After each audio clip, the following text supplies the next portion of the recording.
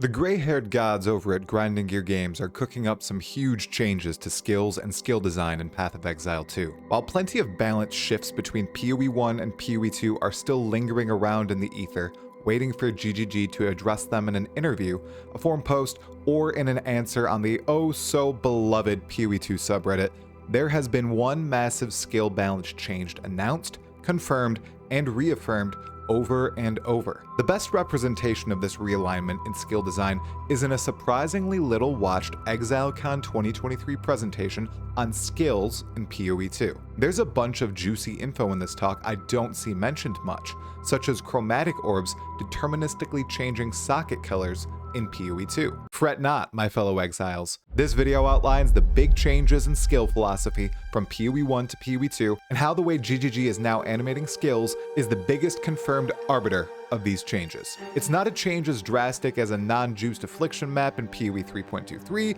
versus a mega wisp-packed area, but it's close.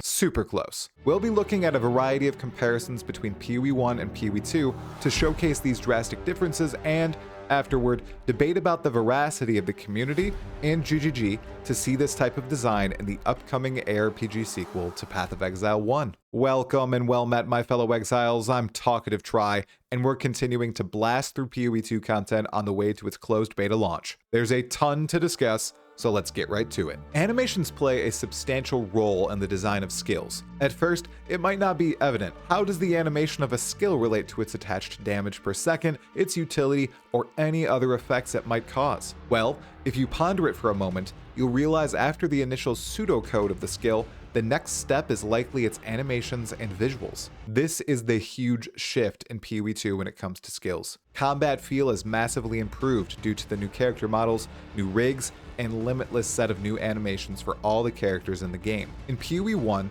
each character rig was unique, named uniquely, and needed animators to work individually with each model to animate a skill. This led to the same animation use for many skills and no movement involved. If any skill had a longer cast time, it felt horrible and was usually removed by increasing skill speed, even at low levels. It was necessary for almost every skill to feel good in Path of Exile 1. This is all vanishing in Path of Exile 2. Most skills in Path of Exile 2 are mobile and give players complete control of the character while using the skill. Melee skills allow this.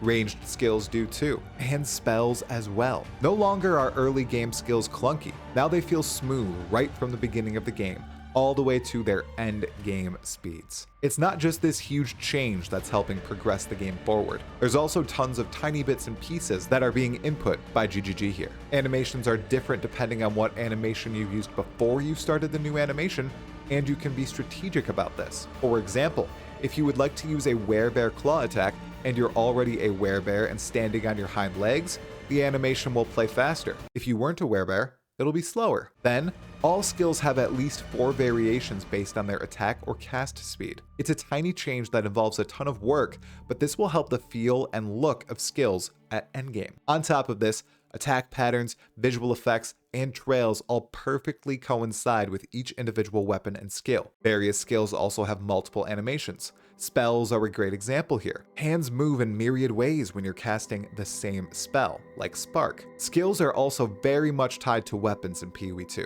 Every skill gem for a weapon type is restricted to that weapon. You'll feel like a monk when you use a quarterstaff, even if you're a marauder or a witch. We'll talk about this more in a future video. Okay, after all this lovely Path of Exile 2 footage that has been playing in the background, it's time to swap between PoE 1 and PoE 2 for a comparison montage. This is Viper Strike in Path of Exile 1. This is a dagger attack in PoE 2. This is Bone Shatter in Path of Exile 1. This is a mace skill in PoE 2. This is Volcanic Fissure in Path of Exile 1. This is Sunder in PoE 2. This is Spark in Path of Exile 1. This is Spark in Path of Exile 2. This is Firestorm in Path of Exile 1. This is Comet in PoE 2. This is Cleave in PoE 1. This is a sword skill in PoE 2, one of the only ones we've seen. This is Lightning Arrow in PoE 1, and this is a bow skill in PoE 2. Well, wasn't that jarring?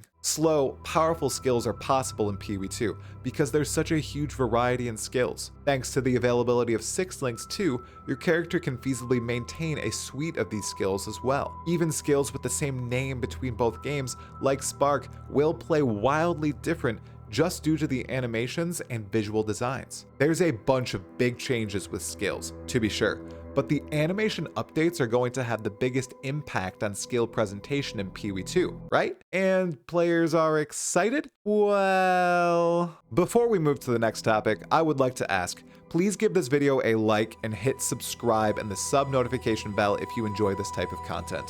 If you don't and are still watching, I'm still sending a big thank you your way, fellow exile. Haters deserve love too. Alrighty, let's get back to it. Absolutely all this being said and clearly laid out, how excited is the community about these skill changes? Well, there's a split down the middle. There's a great deal of players who think this reorientation of skill design will cause Path of Exile 2 to play at a snail's pace. Then, on the other end of the spectrum, there's a bunch of people who also believe this change will lead to a weightier, more tactical style of play in all regards of PoE 2. As is usually the case, I posit the truth lies somewhere in between these two primary groups. And GGG is in agreement, and that's why they're super excited for this change. It's one of the items Jonathan Rogers always gets all hyped about when he speaks on it. Early on in character progression, I do believe fights are going to be far more tactical due to the animation and skill shifts. Your skills will move you around the battlefield.